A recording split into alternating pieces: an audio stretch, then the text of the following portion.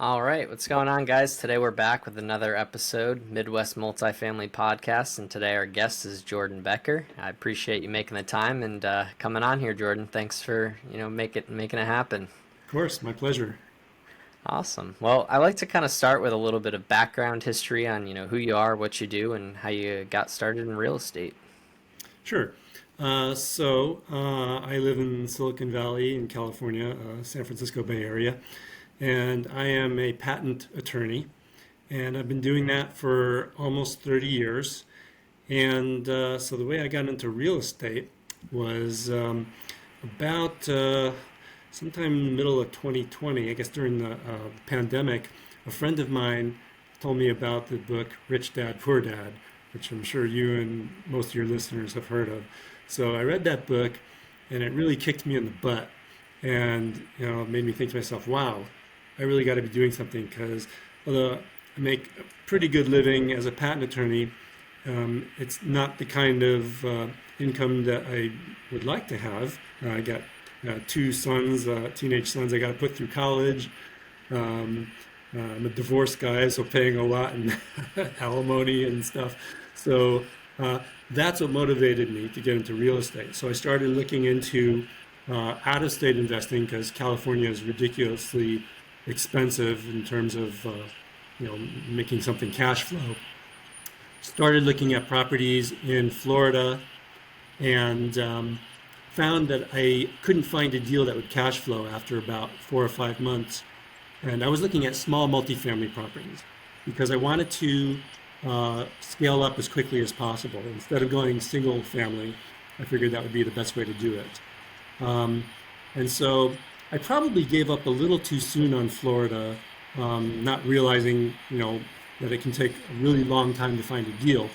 But I asked myself, well, so where can I find a place that has a pretty big market with a lot of multifamily properties, small multifamily properties, but also cash flows? And I settled on Columbus, Ohio, after doing a bit of research on that. Um, so when I did, I then started looking after about 2 or 3 weeks, found two properties at the same time that I thought were, good deals, and I put offers on both of them and got both of them. So I Wow. went from zero to 6 units. One's a fourplex and one's a duplex. Um, so that was my initiation into real estate investing. Wow, that's awesome. And you kind of already shared a couple things, but I like to get into like the granular habits that, you know, the actionable steps that create, what turned out to be your first couple properties. So you already hit on, looking at deals in Florida for several months before really being able to identify something that the numbers worked on. But are there any other consistent things that you did that you could identify that maybe someone else getting started could implement on their own? I wish I could say that I had like some kind of formula or something, but I mean, all I did was I really educated myself as much as I could. I probably tend to be a little more analytical than your average person, even your average real estate investor. So it actually took a lot to get me to move forward. So I spent the better part of a year just reading, listening to podcasts, like especially Bigger Pockets podcast. I listened to like all the episodes I could find on that. A real estate rookie podcast. Read books about out of state investing, particularly for buy and hold. And then once I did that, I connected with agents, interviewed a bunch of them, and settled on one that I liked, and and then just put offers down. So there wasn't really any magic formula or anything. It was just educating myself and then just doing it. Absolutely. What do you think? Because there's definitely someone out there that has been in the analysis paralysis for probably a lot longer than the 1 year that you took to educate yourself. And I know that that's probably the biggest holdback for a lot of people that do listen to the podcast, read the books. What made you feel ready to like jump in, put out the offer, and actually take the next step? I'll let you know when I feel ready. When it happens, I'll tell you.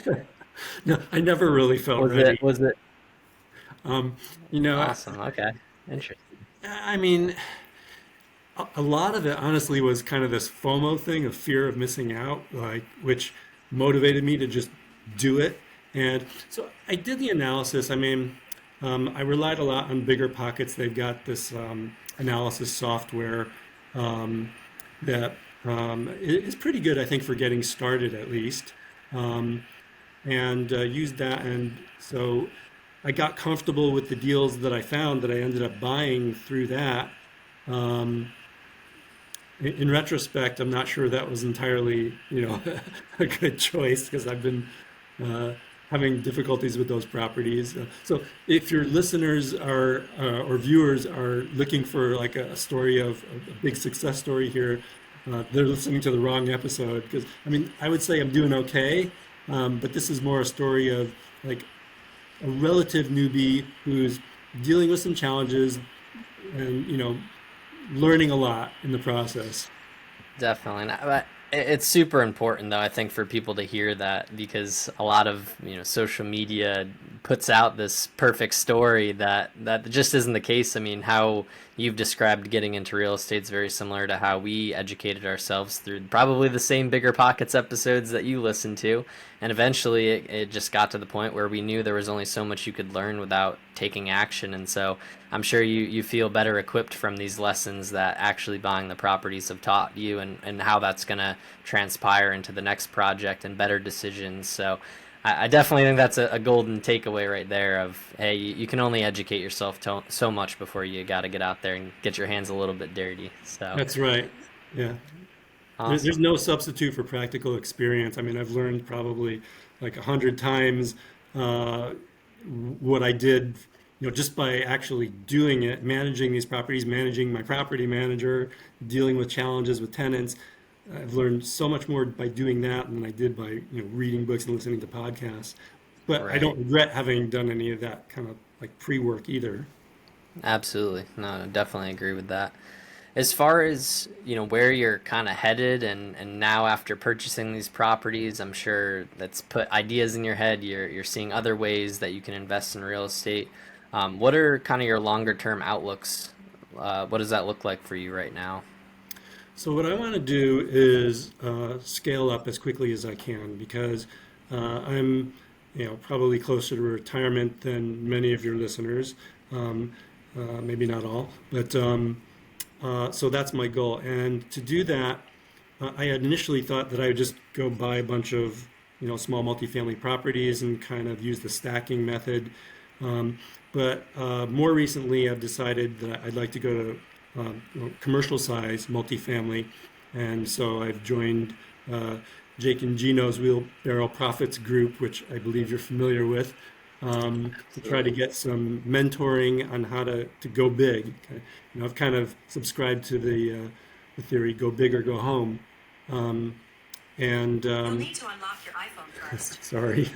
No problem. So it's so yeah, that's the goal. Is I'm now learning kind of a different way of doing multifamily investing through Jake and Gino's group, and so I'll probably get into some deals as a limited partner in some syndications, but ultimately I'd like to take down my own deals, larger deals, um, after I get some more experience.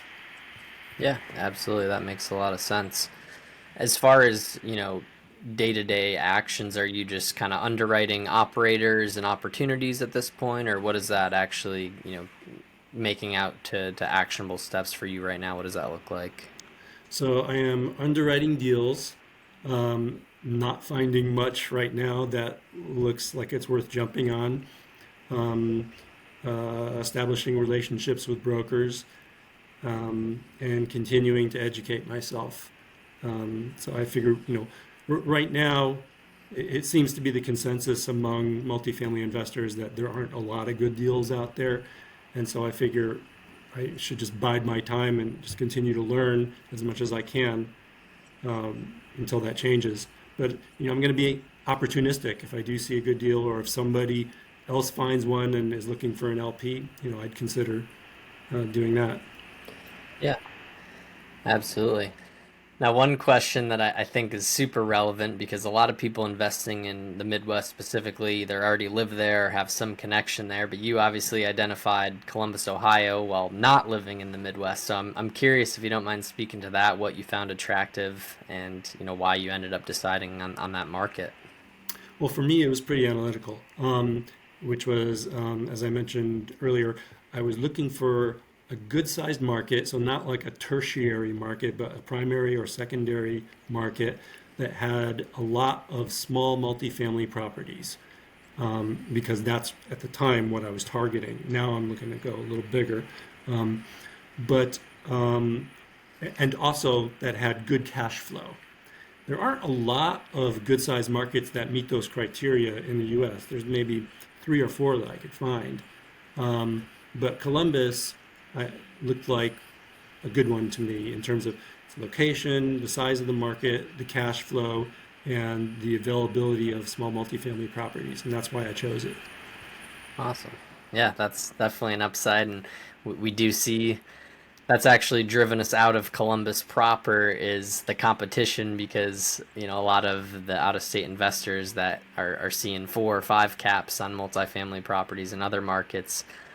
We've just had success in the secondary, tertiary markets where we're able to be as competitive on returns as we like to be without having to compete in Columbus proper. So definitely makes sense, and I think there's a lot of others that probably have identified some of those Midwest markets for similar reasons. Um, as far as you obviously taking down those first 2 projects, I'm sure a ton of lessons in there.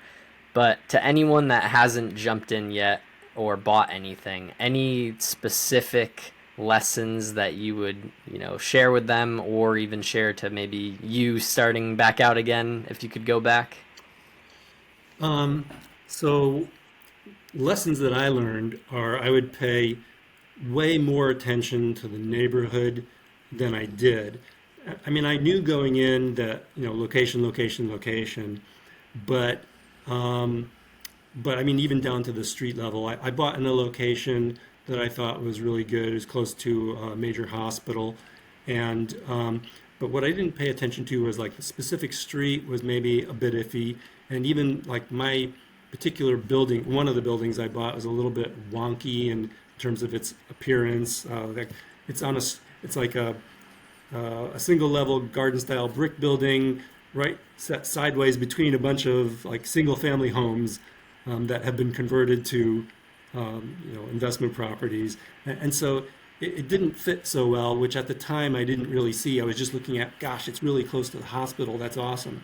So I would pay more attention to things like that and like kind of subtle cues like that. Um, that's in terms of like major lessons.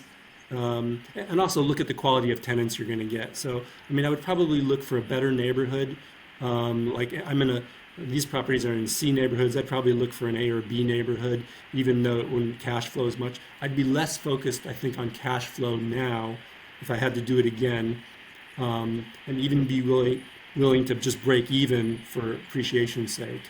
Because I think it's if you're looking for too much cash flow, you may end up with tenants that are not easy to work with. Definitely. Yeah, there's a couple of things I want to talk about there. I guess the first one being, especially you're out of state. I'm obviously also out of state, but my partner's right outside of Columbus, so that's kind of my eyes on the property are through him. How I guess would you going back identify those things, or do you think you have to travel out there to see it in person, or just you need an agent to rely on? What's like a practical way to approach that scenario and kind of vet it out a little bit better? I mean, ideally, you would go there in person and tour the property before you put down an offer, or at least after you put down the offer and you're in the due diligence period, or escrow. Um, uh, but you can't always do that, and it wasn't practical for me to do that. So I would say find an agent that you trust. What I did was, I did find an agent that I trusted, and she walked me through the property with FaceTime and commented on it in real time.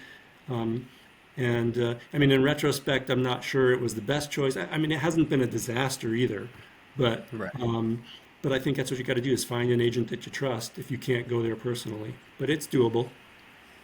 Yeah, no, that makes a lot of sense, and we're kind of going through that in a virtual market for us right now. That's not very close to Ethan as well. We found a good property manager that's, not large by any means, but she kind of gives it to us how it is, and we respect that, and obviously that's helped us turn down some potential bad projects as well.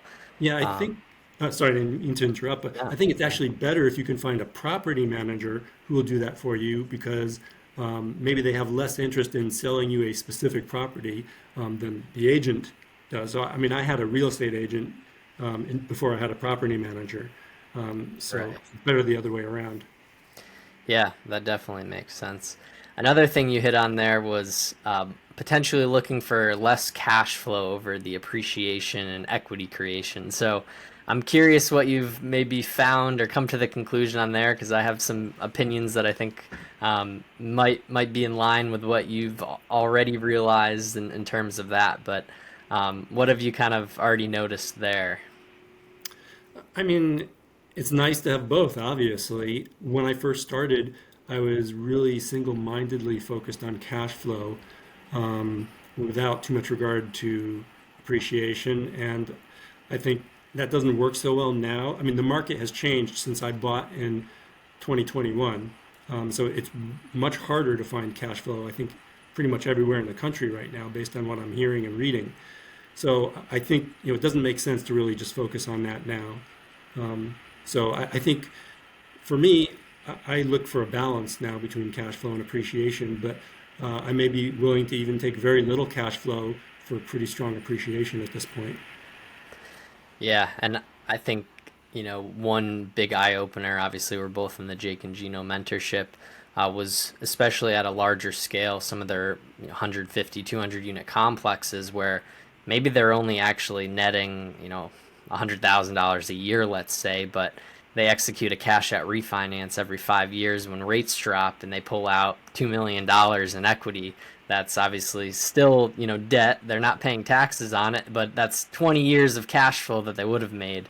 And, we just did that at a much smaller scale with a 5 unit property that makes us about $10,000 a year net, but we pulled out $150,000 on that cash out refinance.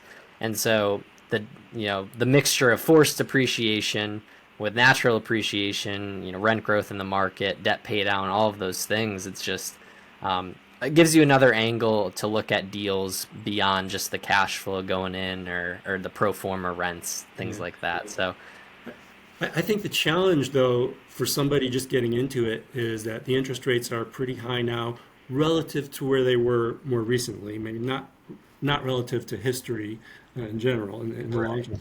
But for somebody just getting into it, it's hard to have that long view and accept that they will come down eventually, right? right. And that you'll be able to refi and pull your money out at a good rate. And all you see right now is that these rates are, like 5 or 6 or more percent, and it's a bit daunting. Definitely. Yeah, and I think one upside to maybe just talk about the debt briefly that we really like right now is a lot of the credit unions and more local banks offering the construction financing wrapped into the loan. So they'll do like a loan to cost where you're getting the rehab financing, so maybe you can still buy a deal with some forced value add appreciation without taking the risk of using bridge debt and having to refinance in 2 years. So that's definitely something that we look at right now. Just purchasing a huge renovation personally last week, but having the option of, hey, we still have this fixed debt, even though we plan to hopefully execute this refinance year two. If we can't, so be it. We're not forced to potentially refinance at a high rate. So that's definitely a good option, I think, for investors that don't want to settle for maybe a 5% cash on cash return, want to get their feet wet with some value add deals, but also don't want that interest rate risk. So that's definitely a nice product that I think is going to be popular for the next couple of years. Yep, makes But sense. absolutely. But as far as where people can connect with you, obviously you're definitely looking to expand in the markets and grow your portfolio. Is there a good place people can reach out? Yeah, well, so I'm not like as big on social media as a lot of investors are. I do have an Instagram account, which is Jordan IP Guy on Instagram, but I don't use it too much. But the best way really to get in touch with me is email me, my work email, which is jbecker at perkinscoie.com, perkinscoie.com. And I'm also just Jordan Becker on LinkedIn. No hyphens, no Wow. spaces, just Jordan Becker. Awesome. Well, definitely appreciate you coming on and kind of sharing how your journey's gone so far, and I hope to have you on again in the near future as you continue to grow. So definitely appreciate you making the time. Thanks for having me on. It was fun.